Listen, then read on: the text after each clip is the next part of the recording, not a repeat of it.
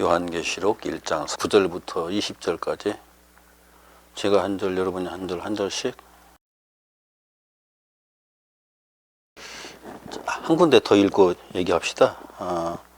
1장 1절 시작. 예수 그리스도의 계시라. 이는 하나님이 그에게 주사 반드시 속히 일어날 일들을 그 종들에게 보이시려고 그의 천사를 그 종 요한에게 보내어 알게 하신 것이라. 대개 요한계시록을 강의하는 분들 아니면 요한계시록에 대한 책을 쓴 분들이 요한계시록의 내용을 말할 때 언제나 이것을 전제로 해요. 언젠가, 그리고 어느 때에, 지금 당장이 아닌, 지금이 아닌 언젠가 어느 때에 있을 일들이라고 이야기를 해요. 그런데 여기에서 요한계시록에서 전제하고 있는 게 있잖아요. 1장 1절에서 반드시 속히 일어날 일들을 그 종들에게 보이시려고, 여기 그 종들은 지금 에베소, 서머나, 버가모, 두아디아, 라오디아, 사데, 빌라델비아, 이 7교회에게 지금 보내면서 7교회 사자에게 보내라고 하거든요.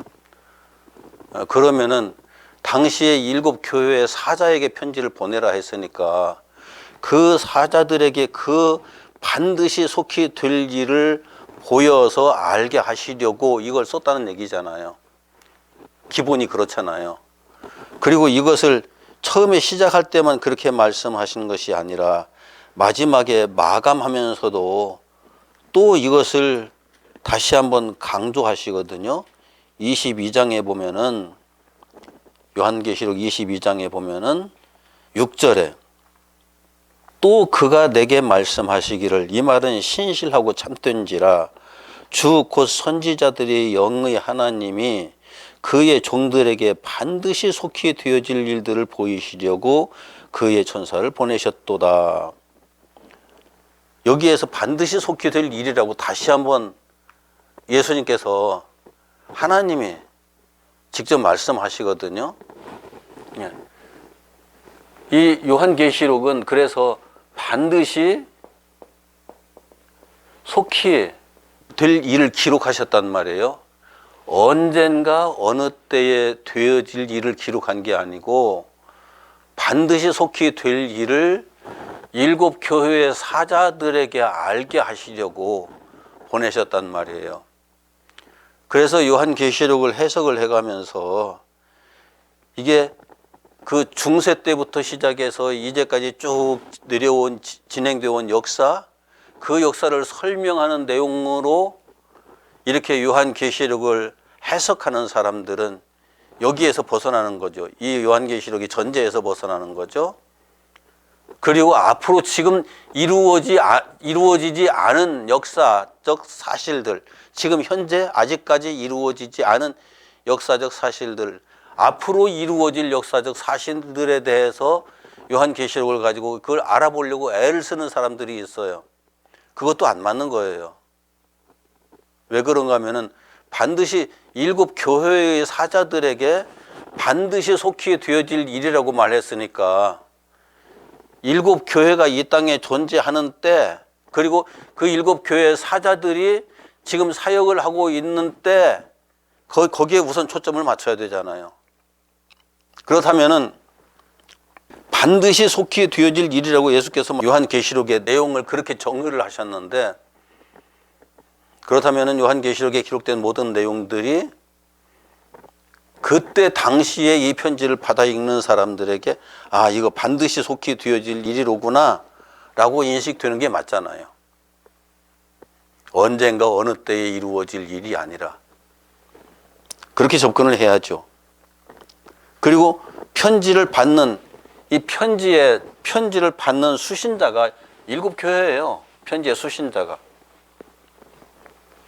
수신자가 아시아에 있는 7교회예요. 일곱 교회와 그 사자들, 앞으로 언젠가 이 땅에 있을 누구에게 보내는 편지가 아니라 아시아의 일곱 교회와 그 사자들이에요. 누군가 나에게 편지를 보냈는데 나하고 상관이 없다고 하면은 그 편지가 무슨 의미가 있어요? 아무런 의미가 없잖아요. 뭐 쓸데없이 이런 편지를 보냈어? 이런 게 되잖아요. 그런데 아시아에 있는 일곱 교회가 받아보니까 이게 당장 우리에게 있을 일이라고? 반드시 속히 일곱 교회 사자들도 이 편지를 읽어가면서 이게 반드시 속히 지금 우리에게 있을 일이라고? 이렇게 해야 맞잖아요. 그런데 왜 일곱 교회, 아시아의 일곱 교회에 보내느냐? 이 외에도 수많은 교회들이 있고 주의 사자들이 있는데 왜 아시아의 일곱 교회를 예수님께서 콕 집어서 보내셨을까? 그 이제 아시아의 일곱 교회를 내용을 쭉 읽어봐야죠. 에베소, 서머나, 두아디라, 사데, 빌라델비아, 라오디게아, 버가모. 이 일곱 교회를 콕 집어서 말씀을 하셨을까? 이걸 읽어보면은 이게 교회마다 특색이 다 달라요. 그 교회의 사정이 조금씩 달라요. 똑같은 교회가 없어요. 지역의 특성상, 그 지역에 속한 사람들의 어떤 속성상 어쩔 수 없이 그 교회는 그 교회에 모인 사람들의 속성을 그대로 반영하잖아요. 그런데 재미있게도 아시아에 있는 일곱 교회의 속성들을 쭉 읽다 보면은 전 세계의 모든 교회들이 어쩔 수 없이 공통적으로 가질 수밖에 없는 속성들이 다 나와 있어요. 전 세계의 모든 교회들이 어쩔 수 없이 다 같이 가질 수밖에 없는 속성들을 다 담고 있어요. 그러면 이 일곱 교회에 편지를 함으로써 일곱 교회 아닌 다른 교회들도 그걸 보면은 그 중에 우리 교회가 속해 있다고요. 그 중에 어딘가에. 그리고 히브리인들의 그 어떤 문화적 관점에서 일곱이라는 숫자가 완전을 의미하거든요. 전수를 의미하거든요. 모두를 의미해요. 그래서 이 일곱 교회에 편지를 보냄으로써 이 땅의 모든 교회에 편지를 보낸다는 의미가 여기 함축되어 있죠.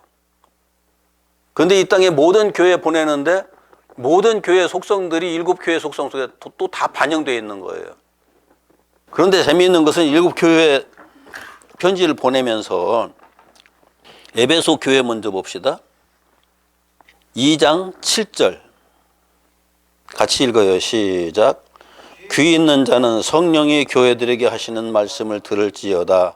이기는 그에게는 내가 하나님의 낙원에 있는 생명나무의 열매를 주어 먹게 하리라.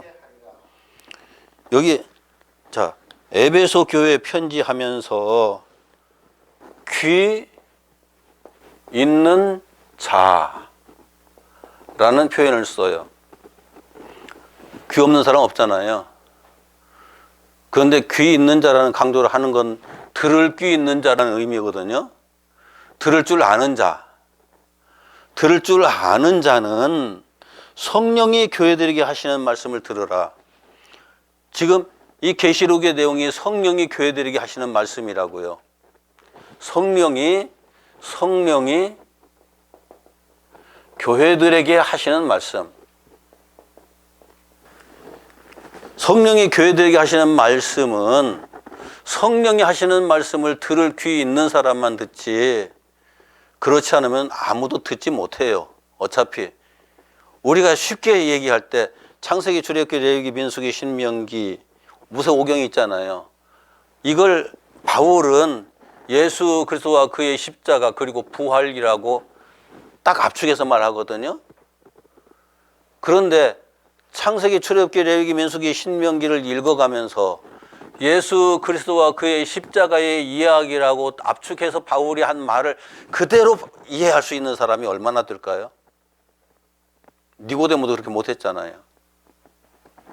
성경학자가, 유대인들의 스승이, 성경을 가르치는 유대인들에게 성경을 가르치는 스승이 그것을 몰랐잖아요. 그때만 그랬을까요?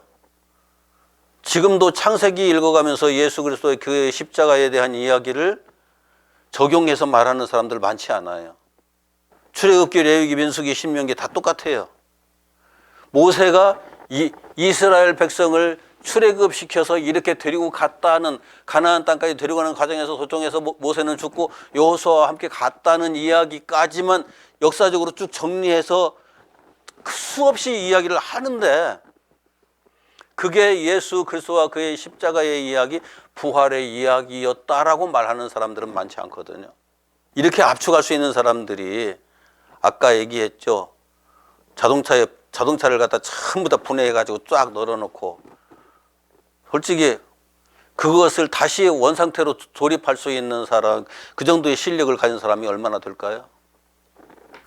우리는 참 분해는 잘해요. 쪼각쪼각 쪼개가면서 이렇게 설명하고 이제 나누어서, 그것도 전문가 아니면 불가능하거든요. 그런데 또 전문가인 것처럼 다들 얘기를 하죠. 그런데 이 모세오경이 예수 그리스도와 그의 십자가 그리고 부활이다, 이것을 정확하게 아는 사람이 별로 없다는 것은 성령이 하시는 말씀을 들을 귀 있는 자가 많지 않다는 얘기잖아요. 그만큼 중요한 거예요. 여기 요한계시록도 그래서 성령이 하시는 말씀을 들을 귀 있는 자가 들어야 되는데, 들을 귀 있는 자 들어라 라고 말씀을 하시거든요. 누구나 다 들어라가 아니에요. 그렇게 될 수가 없어요. 그런데 에베소 교회만 그렇게 말씀하시는 것이 아니라 다른 교회들도 다 똑같이, 자, 11절 서머나 교회 하시는 말씀이에요. 11절 2장 11절 함께 같이 읽어요. 시작. 귀 있는 자는 성령이 교회들에게 하시는 말씀을 들을지어다. 이기는 자는 둘째 사망의 해를 받지 아니하리라. 성령이 교회들에게 하시는 말씀을 들어라. 그런데 귀 있는 자는 들어라. 들을 귀 있는 자는 들어라. 그렇게 말씀하고 계시잖아요. 그런데 성령이 하시는 말씀을 들을 귀가 있는 자는 어떤 사람일까요? 자기의 생각에 빠져 있는 사람은 일단 안 돼요. 니고데모처럼 안 돼요. 니고데모는 자기의 생각에 빠져 있었기 때문에 성령께서 이미 창세기, 출애굽기, 레위기, 민수기, 신명기, 모세오경의 율법에 거듭남에 대해서 말씀을 하고 있었는데도 불구하고 니고데모는 그걸 까맣게 몰랐다고요. 전혀 몰랐다고요. 그런 것처럼 성경을 읽는다고 다 읽는 게 아니에요. 그래서 성경을 본다고 다 보는 게 아니에요. 그걸 좀 알아야 돼요. 신앙인들이 내가 성경을 100번 읽었어, 그러니까 난 성경 다 알아. 아니, 100번 정도가, 나는 이게 성경을 딸딸딸 외우고 있는 사람이야. 그게 무슨 의미가 있겠어요.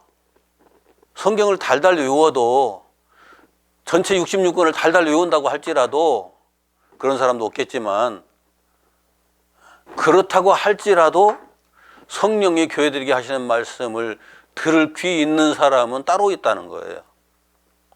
그래서 나는 그 사람들에게 말하고 있다라고 하는 전제로 지금 하시는 거거든요. 에베소 교회, 서머나 교회, 버가모 교회 세 교회만 일단 이제 여기까지 보는 건데, 자, 17절 같이 봅시다. 시작. 귀 있는 자는 성령이 교회들에게 하시는 말씀을 들을지어다. 이기는 그에게는 내가 감추었던 만나를 주고 또 흰 돌을 줄 터인데 그 돌 위에 새 이름을 기록한 것이 있나니 받는 자밖에는 그 이름을 알 사람이 없느니라.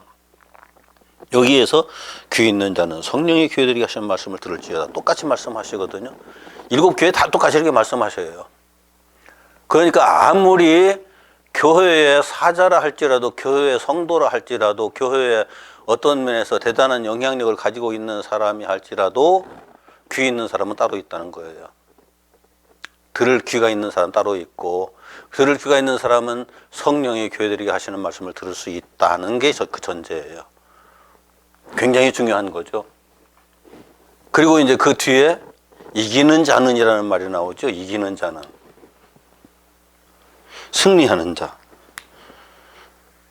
왜? 편지를 써놓고서 에베소 교회에 쭉 말씀을 하시면서 이기는 자라는 말씀을 뒤에다 붙일까요? 지금 자 일단 에베소 교회 편지 먼저 한번 읽어보죠. 에베소 교회 전체가 다 에베소 교회 보내는 편지지만 에베소 교회에만 특별히 하신 말씀을 이렇게 말하는 것 자체가 맞지 않는데, 요한계시록 1장 1절부터 마지막 끝까지가 에베소 교회와 그 사자들에게 보내는 말씀인데, 그 중에 에베소 교회에게만 또 보내는 내용들이 딱 찍어서 보내는 내용이 그 2장 1절에서부터 7절까지거든요. 다른 교회도 마찬가지예요, 알고 보면. 그런데 이제 그 2장 1절부터 그 6절까지 그 내용을 한번 같이 읽어보죠. 시작.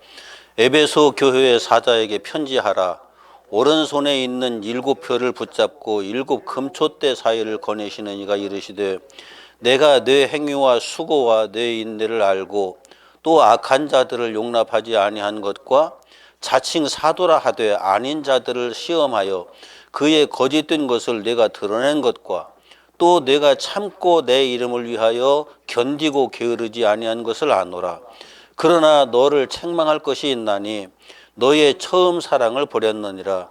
그러므로 어디서 떨어졌는지를 생각하고 회개하여 처음 행위를 가지라. 만일 그리하지 아니하고 회개하지 아니하면 내가 네게 가서 네 촛대를 그 자리에서 옮기리라. 오직 네게 이것이 있으니 네가 니골라 당의 행위를 미워하는도다. 나도 이것을 미워하노라. 이렇게 에베소 교회에 말해놓고 귀 있는 자는 성령의 교회들아 하시는 말씀을 들어라. 이기는 자에게는 내가 어떻게 하겠다라고 말씀하시는 거예요. 그럼 여기 구체적으로 무얼 이기라는 말인가요? 무얼 이기라? 지금 이 내용 속에 그 이겨야 할 싸움에 대한 내용이 다 들어있나요? 지금 이건 에베소 교회의 형편을 얘기하고 있는 거잖아요. 에베소 교회의 그 어떤 영적인 상황, 물리적인 상황을 쭉 말씀하고 계신 거잖아요. 지금 그렇다. 그런데 이겨라. 이것만 가지고 얘기하면 아주 간단해요. 그 행위와 수고와 인내를 앞으로 잘 지켜라. 어떤 일이 있어도. 그리고 거짓 사도들을 멀리 해라. 시험에서 다 그것들을 내가 잘 가려냈는데 앞으로도 그거 잘 해라. 그리고 지금 책망하는 것, 거기에서 책망하는 것에서 벗어나라. 처음 사랑 다시 회복해라. 그게 전부 다예요. 그런데 그걸 잘 하면은 내가 너에게 뭘 해주겠다. 그런 얘기인가요? 이것은 에베소 교회에게만 속한 어떤 특징적인 이야기를 하는 거고, 지금 앞으로 요한계시록에 대한 내용들을 쭉 읽어보면은 요한계시록 전체가 어마어마한 영적 싸움에 대한 이야기들을 지금 전개하고 있어요. 어마어마한 영적 싸움에 대한 이야기를.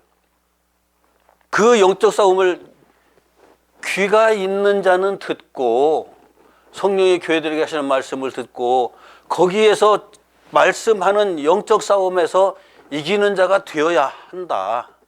이기는 자가 되어야 한다. 그러면은 내가 하나님의 낙원에 있는 생명나무의 열매를 주워 먹게 하리라. 하나님의 낙원에 있는 생명나무. 하나님의 낙원에 있는 생명나무가 무엇일까요? 이건 창세기에서 나온 거죠. 아담이 에덴 동산에 선악을 알게 하는 나무와 생명나무 두 개를 두신 이제 이게 그 어쩔 수 없이 성경에서는 이게 두 나무를 분리해서 말하고 있는데, 두 나무가 아니에요. 한 나무예요. 한 나무지만, 하나의 나무지만 어떻게 보느냐에 따라서 이게 선악을 알게 하는 나무처럼 보이기도 하고 생명나무처럼 보이기도 해요. 그런데 생명나무처럼 보이는 것은 누구에게 그렇게 보이느냐 하면은 죽은 사람에게 그렇게 보여요. 살아있는 사람에게는 생명이 필요가 없거든요. 그러니까 생명나무가 그렇게 중요하게 보이지 않고 생명나무의 의미조차도 제대로 이해가 안 되는 거죠. 그런데 죽어있는 사람에게는 생명이 절대적인 거거든요. 그래서 죽은 이후에 보이는 거예요. 이건 정확하게 말하면은. 그런데 선악을 알게 하는 나무는 이게 선과 악을 다 구분해서 보게 하는 나무인 거예요. 그러니까 누구에게나 다 쉽게 보이는 거죠. 그런데 선과 악을 구분해서 볼 수 있는 눈을 가지는 그 순간에 그 사람은 하나님의 형상을 잃고 죽는 거예요. 그래서 선악을 알게 하는 나무의 열매를 아담이 먹고 아담과 하와가 먹고 죽게 된 거고, 죽게 된 그들에게 생명나무로 다가올 수 있는 길에 화염금을 두셨다. 화염금은 또 다른 율법이거든요. 십자가거든요. 십자가를 통해서 다가설 수밖에 없도록 그렇게 만드신 거거든요, 구조를. 그런데 그 십자가의 역사를 이기는 자, 성령이 교회들에게 하시는 말씀은 십자가를 통해서 그 생명나무에 다가서는 그 영적 싸움의 내용들이 기록된 것이 성령이 7교회에 각각 하신 말씀들 속에 다 똑같이 있는데, 내용을 보면 결국은 다 똑같아요. 그 내용은 그 영적 싸움에서 이기는 자, 십자가의 싸움에서 승리하는 자. 십자가의 싸움에서 승리하는 자는 어떤 사람이 승리하나요? 십자가를 부숴가지고, 깨뜨려 부숴가지고 불태워서 없애는 것이 승리하는 걸까요? 십자가를 지고 죽어야 승리하는 거예요. 그 싸움은. 십자가를 지고 죽어야만 비로소 그 십자가에서 같이 죽으신 예수와 함께 부활하는 사람이 되거든요. 그것이 이기는 거예요. 그래서 예수님께서 십자가에 달려 죽으시면서 다 이루었다고 말씀하시거든요. 그게 이기는 자예요. 이기는 자에게는 생명나무의 열매를 주어 먹게 하리라. 무슨 말이에요? 부활하게 하리라. 다시 하나님의 백성, 하나님의 형상으로서 온전케 세워지는 사람이 되리라. 처음 창조되었던 그 존재보다 완벽한 존재로 하나님 앞에 서게 되리라. 하나님의 나라의 백성이 되리라, 그 얘기거든요. 그래서 요한계시록에서 쭉 진행하고 있는 전체 이야기는 영적 싸움에 대한 이야기예요. 영적 싸움에 대한 이야기. 이 영적 싸움에 대한 이야기는 귀 있는 사람이 듣는다고요. 아무나 듣는 게 아니고, 귀가 없기 때문에 이것을 영적 싸움의 이야기로 듣지 못하고 언젠가 이 땅에서 이루어질 어떤 사건에 대한 이야기로 자꾸 설명을 하는 거예요. 어마어마한 영적 싸움, 십자가를 지고 그래서 함께 십자가에 죽기 위한 영적 싸움으로 이해를 하는 것이 아니라 이 땅에서 언젠가 이루어질 놀라운 어떤 영적 비밀이 아니죠. 그 물리적인 역사의 비밀로 그냥 이제 바뀌고 마는 거죠. 이제 그렇게 설명을 해버리면은. 하나님은 영의 이야기를 하고 있는데 예수께서 내가 너에게 이런 것이 영이요 생명이라고 말씀을 하셨는데, 사람들은 영과 생명으로 듣는 것이 아니라 이 땅에서 이루어질 물리적인 역사에 속한 어떤 것으로 다 들어버리니까 문제가 심각하게 발생하는 거예요. 그렇게 들으면 영적 싸움이 될까요? 저는 많은 경우에 교회에서 갈등이 발생했을 때 대개 누가 누구와 갈등하게 되던가요? 교회에서 갈등이 발생했을 때?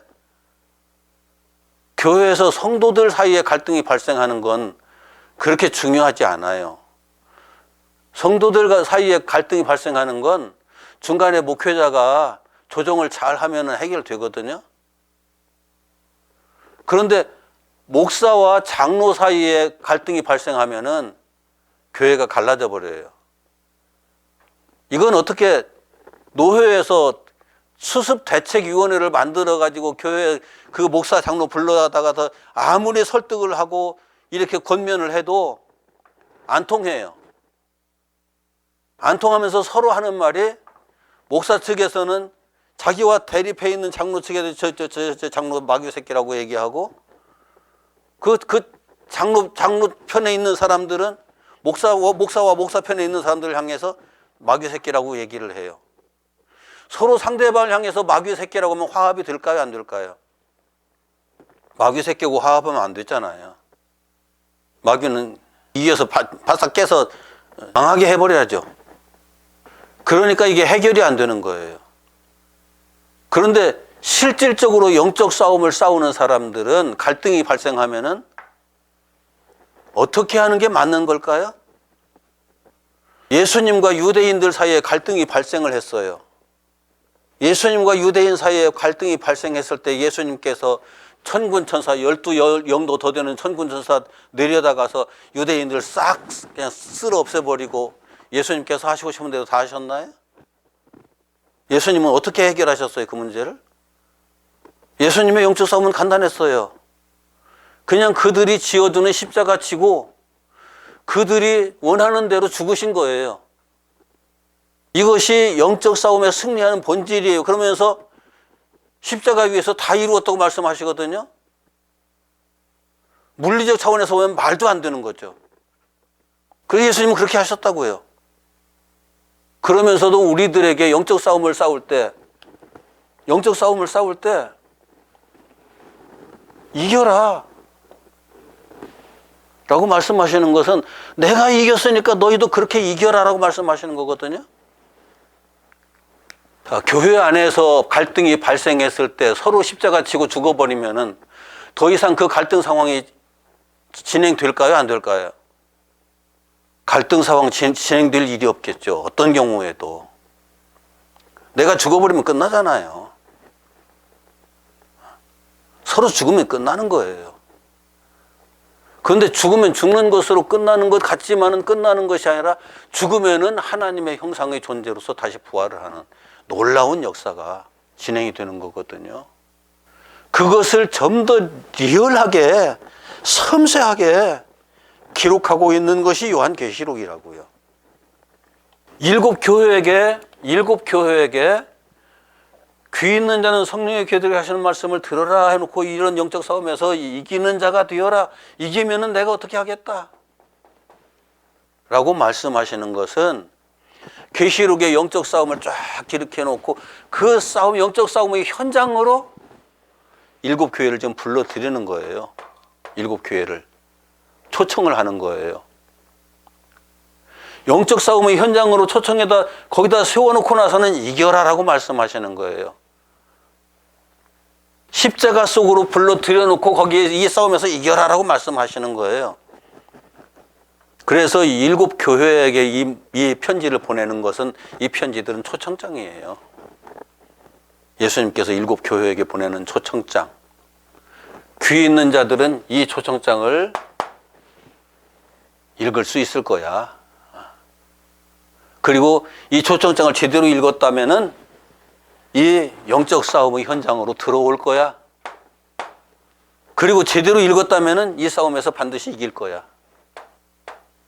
그리고 그렇게 이긴 자에게는 내가 하나님 나라, 영원한 생명, 하나님의 나라의 영광과 능력과 권세와 그에 따르는 모든 것, 하나님의 형상에 따르는 모든 것을 내가 그에게 주겠다라고 일곱 교회들에게 각각 말씀하시는 거예요. 이것을 이해하지 못하면 그 다음으로 넘어갈 수가 없어요. 아침에 요한복음 얘기했잖아요. 1장, 2장, 3장, 4장까지를 명확하게 이해하지 못하면 요한복음 나머지 읽거나 마나요. 아무런 의미 없어요. 요한복음도 그렇고 계시록도 그렇고 이런 부분에서 굉장히 차원 높은 내용들을 우리들에게 말하고 있거든요. 요한계시록의 그 구조 자체를 이스라엘 백성들을 출애굽시켜가지고 영적 싸움의 현장인 광야로 데리고 들어가셨던 것처럼 하나님께서 지금 여기 일곱 교회를 이끌어내가지고 초청을 해가지고 영적 싸움의 현장으로 데리고 들어가는 거예요, 지금. 똑같아요, 다르지 않아요.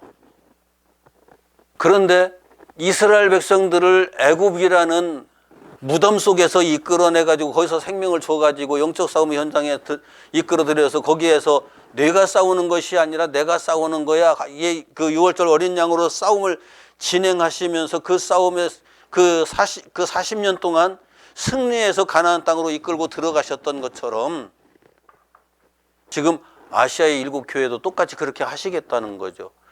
그런데 그 모세 오경에 있는 어찌 보면 그냥 출애굽기부터 있는 이스라엘 백성들의 출애굽의 역사와 계시록에 있는 이 영적 싸움의 현장은 전혀 다르지 않은 거예요. 똑같은 거예요. 똑같은 내용을 하나님께서는 그 시대에 따라서 그렇게 적용을 하셨고 여기에 아시아의 7교회는 또 다르게 적용을 하고 계신 거죠.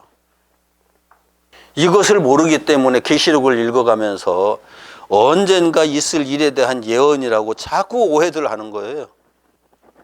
이게 정통 교회가 계시록을 보면서 이게 너무나 오랫동안 이해를 못 해가지고 특히 우리 교단 같은 데서는 우리의 그 칼빈 선생마저도 요한계시록을 주석을 안 썼는데 우리가 해석한다는 것이 좀 무리가 있다고 생각해서 요한계시록에 대한 언급 자체를 피했었거든요.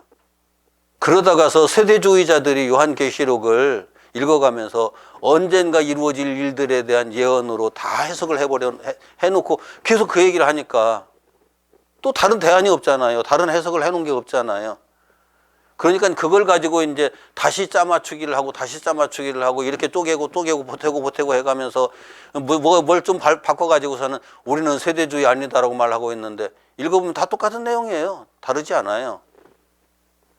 왜 요한계시록을 모세오경과 같은 모세오경을 보는 시각으로 보지 못하고 모세오경도 제대로 못 봤으니까요. 그동안에 솔직히 모세오경이 영적 싸움에 대한 내용이었다는 것을 제대로 보는 사람 어디 있어요? 예수 그리스도와 내가 함께 그 걸어가는 영적 싸움의 역사가 진행되는 광야의 현장, 그 현장에 대한 내용들을 기록한 것이 모세오경이었다. 그것을 볼 수 있어야 요한계시록도 예수께서 우리를 영적 싸움의 현장으로 초대하신 사건이었고 그 영적 현장에 들어가서 비로소 우리가 어떻게 싸워야 할 것인가를 정확하게 보여주시고 그 싸움에서 이길 수 있도록 해주시는 거였거든요. 그걸 모르면은 요한계시록 그때부터 이제 엉망진창이 되는 거죠. 오늘은 지난번에 나누어드렸던 요한계시록의 구조 요약 여기에서 제1번 7교회를 예수 그리스도의 구원 역사 속으로 초대하는 사건 여기에 대한 말씀을 드렸어요. 일단 이것이 4장 11절까지 1장 4절에서부터 4장 11절까지 쭉 연결되는데 4장 마지막 절이에요. 1, 2, 3, 4장이 바로 7교회를 영적 현장, 영적 싸움의 현장, 광야의 현장으로 초대해 드리는 내용이거든요. 그러면서 이 광야의 영적 싸움에서 승리하는 자에게만 내가 약속된 것을 주겠다. 하나님께서 약속하신 것을 주겠다. 이스라엘 백성들의 약속되었던 가나안 땅으로 들어가는 것과 똑같은 내용이에요. 지난번에 지난번에는 전체적으로 요한계시록 그 전체를 22장까지 1장에서 22장까지의 전체 내용에 대해서 간단하게 요약해서 말씀을 드렸고 오늘은 요한계시록의 출발점에서 7교회를 초대하신 그 예수 그리스도께서 초대하신 내용이 이런 거였다. 이 내용이 예수 그리스도께서 7교회를 초대한 내용이었다 하는 것을 말씀을 드렸어요. 혹시 질문이 있으면 질문하시고요. 또 다른 얘기 시작하면 이제 앞으로 지금 이만큼 또 시간이 가야 되니까 여기서 정리를 해야 되겠네요. 이제 이런 게 있어요. 영적 싸움을 싸워본 사람들은 이게 보여요. 영적 싸움을 싸워보지 않은 사람들은 안 보여요. 쉽게 말하면은 서울 갔다 온 사람은 누가 서울 가는 길 오는 길 쫙 얘기하면 이게 다 재미있게 들려요.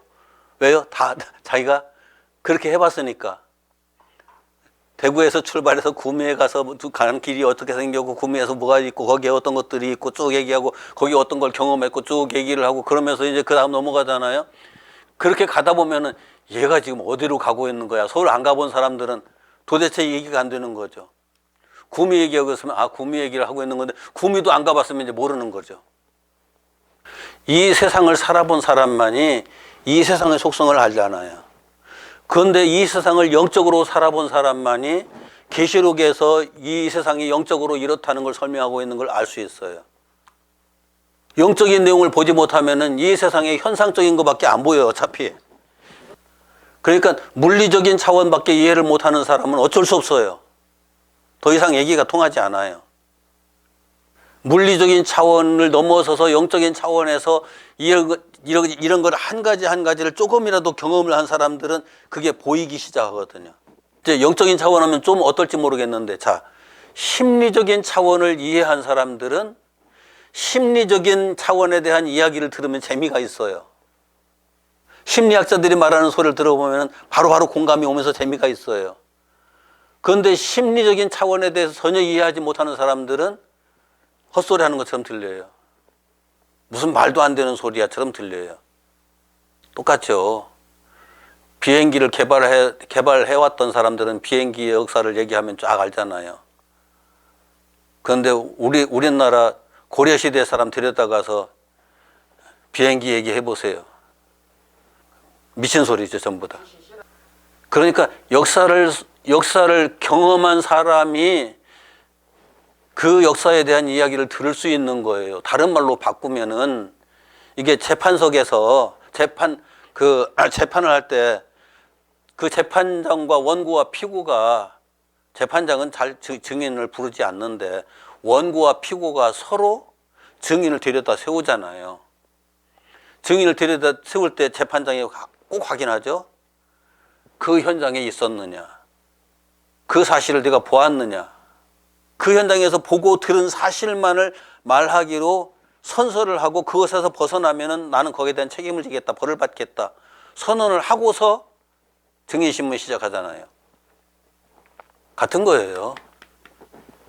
영적인 것을 전혀 알지도 못하면서 영적인 일에 대한 증인이 된다, 증언을 한다는 말 자체가 불가능한 거거든요. 물리적인 것은 거짓말해서라도 되겠지만, 아니 영적인 것도 거짓말하면 사람들이, 물리적인 것은 거짓말하면 조금만 살펴보면 알잖아요. 영적인 것은 살펴볼 수 있는 능력조차 우리에게 없어요, 솔직히. 같이 경험을 해본 사람밖에는 몰라요. 이런 한계성이 있어요. 어쩔 수 없이. 그러니까 요한계시록을 보면서 모세오경에 나타난 영적 싸움에 대해서도 같이 이제 들여다보자고요. 같이 이렇게 이제 연결을 시켜보자고요. 그러면은 모세오경과 요한계시록이 어떻게 긴밀하게 연결되어 있는지 그 내용도 확인할 수 있어요. 솔직히 이게 초대교회를 지나오면서 성경 66권을 이렇게 구성할 때 처음에 구성하는 과정에서 많은 사람들이 요한복음과 요한계시록을 빼자고 그랬어요. 이해가 안 되니까. 그런데 그 중에 소수의 사람들이 아니다, 이건 꼭 성경에 넣어야 된다고 주장을 해가지고 결국은 이 요한복음과 요한계시록이 성경에 들어올 수 있게 되었거든요. 어찌 보면 하나님께서 그렇게 하신 거예요. 굉장히 중요한 거예요. 사람들이 한 것 같지만. 그래서 성경이 창세기로 시작해서 요한계시록으로 끝나는 내용이 알고 보면 창세기, 출애굽기, 레위기, 신명기 요 5권하고 이 5권을 계시록에서 또 다른 차원에서 이렇게 똑같이 설명을 해 놓은 거예요. 사람이 어찌 보면은 자기의 한계성을 벗어날 수 없는 그 특징들을 다 가지고 있어요. 그런데 자기가 그런 한계성이 있다는 것을 딱 고백을 해놓고, 하나님, 나는 더 이상 여기서 알 수가 없습니다라고 인정을 해놓고 성령께 의존하면은 성령께서 그 부분들을 이렇게 깨우쳐 알 수 있도록 해주시는데, 우리가 우리의 능력 가지고 자꾸 파헤쳐가지고 이거 뭘까 이렇게 생각하고 저렇게 생각해보고 뭔가 짜맞추기 위해서 기어이 자기가 해보겠다고 하면은 그때부터 이제 이상한 것들이 다 나오는 거죠. 그건 어쩔 수 없어요. 성경에 특징이에요, 그건. 그래서 이사야서에서 이렇게 말하고 있는 거예요. 이사야서 6장. 이사야서 6장 8절에서부터 13절까지의 내용이 굉장히 중요한 내용인데요. 같이 차근차근 한번 읽어보죠. 시작. 내가 또 주의 목소리를 들으니 주께서 이르시되 내가 누구를 보내며 누가 우리를 위하여 갈고 하시니 그때에 내가 이르되 내가 여기 있나이다 나를 보내소서 하였더니 여호와께서 이르시되 가서 이 백성에게 이르기를 너희가 듣기는 들어도 깨닫지 못할 것이요 보기는 보아도 알지 못하리라 하여 이 백성의 마음을 둔하게 하고 하며 그들의 귀가 막히고 그들의 눈이 감기게 하라.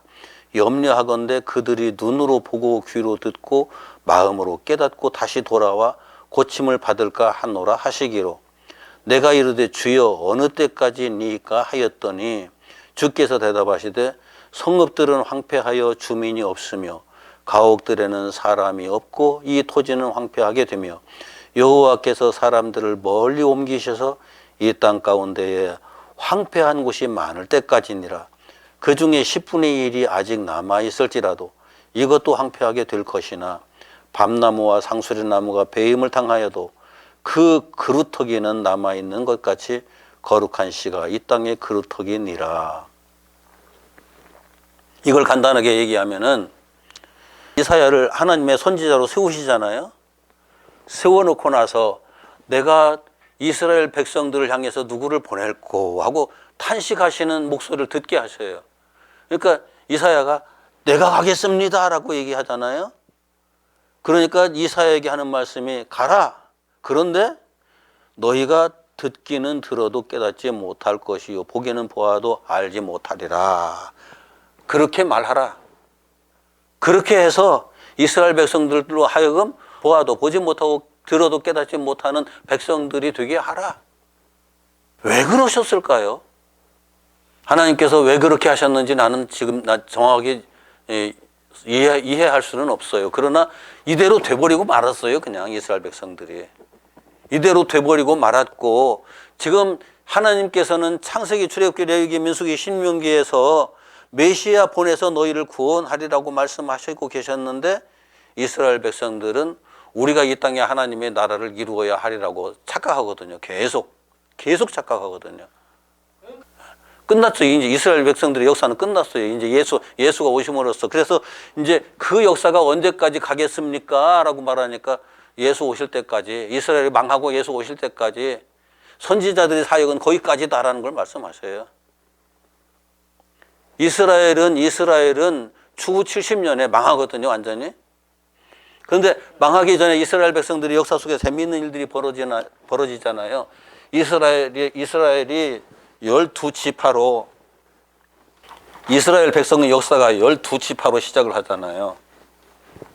12지파로 역사가 시작되는데 12지파가 다윗을 통치의 시대를 지나서 솔로몬을 지나서 솔로몬의 아들로 넘어가면서 나라가 두 쪽으로 쪼개져요. 한 지파 반, 12지파가, 그리고 여기에는 10지파 반.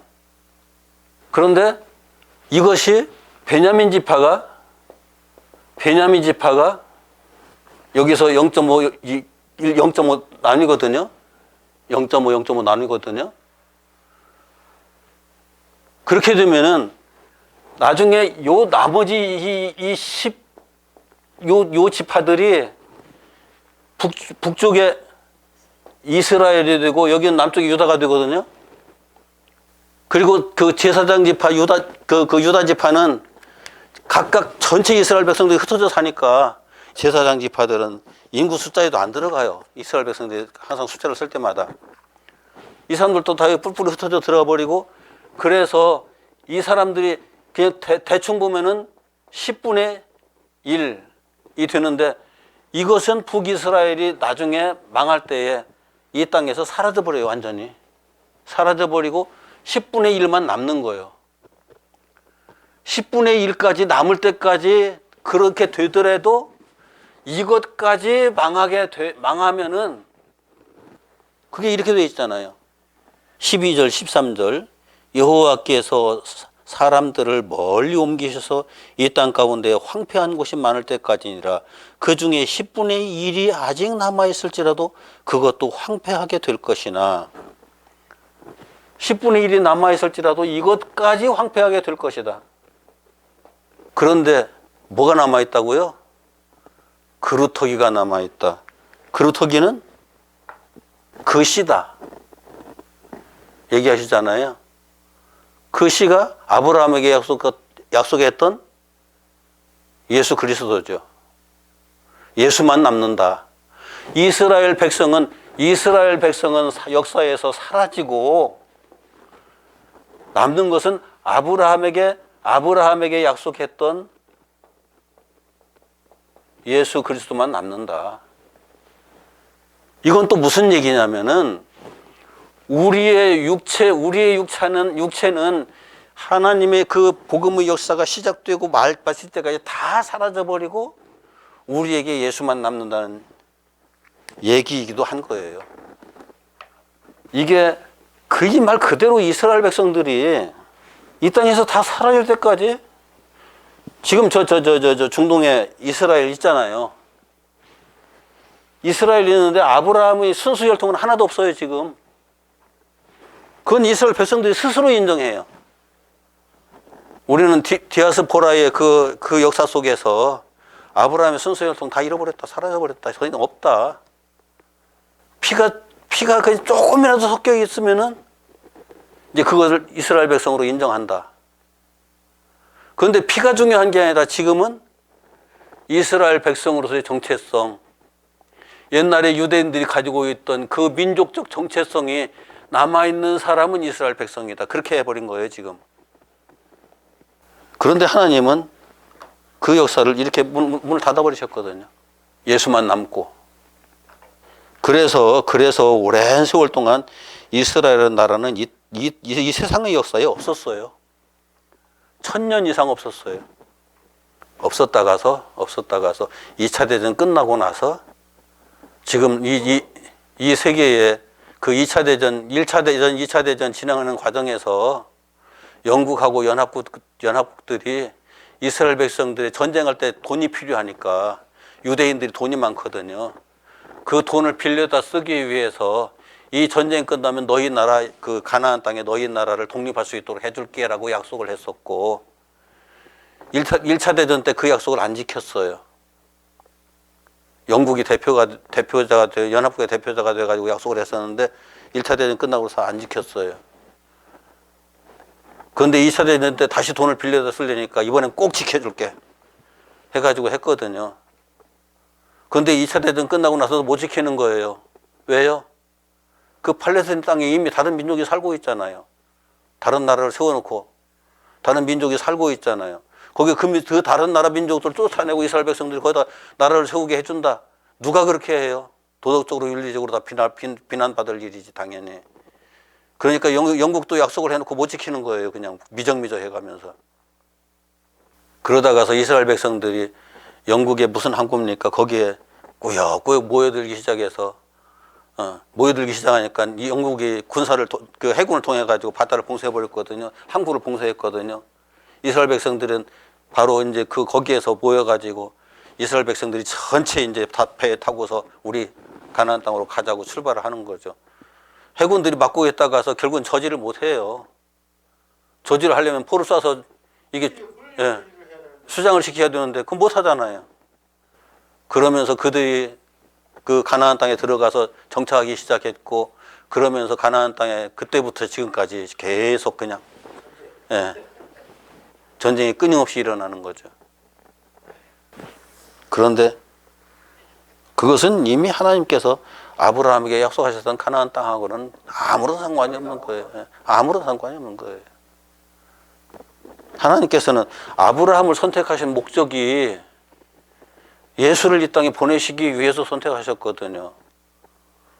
예수 오셨으니까 아브라함 선택하신 목적 다 이뤘잖아요. 그러니까 이스라엘 백성이 더 이상 있을 필요가 없죠. 역사를 그렇게 종료시켰던 거예요. 그런데 사람들이 그 역사가 지금도 이어지고 있다고 자꾸 착각을 하는 거죠.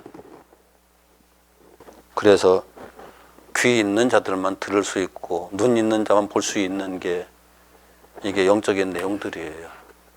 쉽지 않아요. 성령께서 눈을 열어주시면 그 순간부터 쉬워지는데, 성령께서 귀를 딱 열어주시면 그때부터 쉬워지는데, 그런 사람들을 세상에서 인정하고 받아들이기 어려운 거죠. 세상에서는 그런 사람들이 이렇게 짱 하고 그냥 어떤 대단한 존재로서 나타나지를 않아요. 나타날 수가 없어요. 그것은 이사야에게 이미 말씀하신 대로 그대로 되는 것일 뿐이니까. 결국에는 때가 이르지 않았다는 얘기. 그 때가 이르면 이 세상 역사도 끝나요. 이 땅에 하나님 나라가 세워지는 일은 없어요. 기도합시다.